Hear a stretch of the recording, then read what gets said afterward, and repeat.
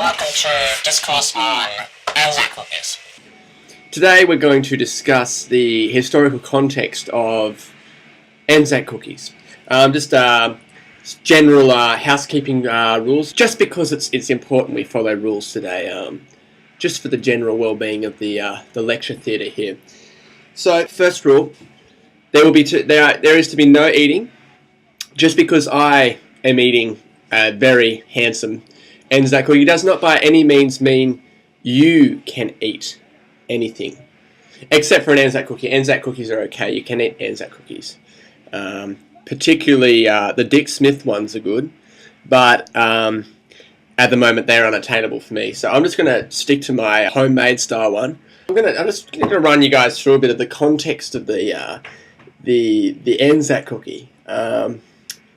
It's interesting because many see this as a symbol of the conflict between modern Australian society and the typical Australian landscape that was rightfully here first. Obviously, no one can argue against that. But we need to delve into more what the cookie symbolises in the bigger picture, on the global scale. I guess we could explore. Terrific. Okay, so. Excuse me. What I find interesting about the cookie is it's shaped like it's usually shaped like an O, like a round circle, which symbolises the global unity. What it means is because this isn't a very good example of the shape of cookies. Are usually round. Usually it's kind of round, kind of like a yo-yo, really, kind of like that. But as you can tell, they're not very similar at the moment in shape. But this is about, this isn't a very good one, as I have said. But they're round, which is also the shape of the Earth. But yeah, it's a good cookie.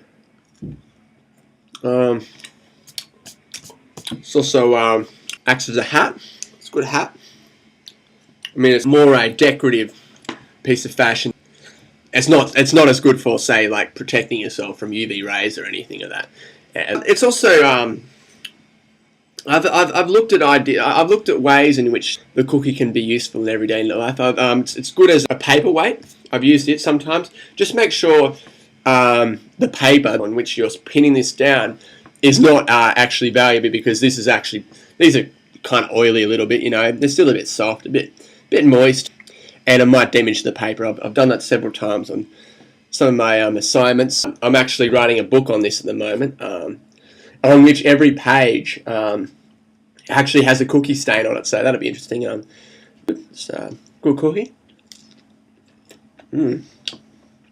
As you'll see, you get crumbs on your shirt from it, and also I'm going to have to start vacuuming because the floor is absolutely horrendously dirty. So I'll just get to that now.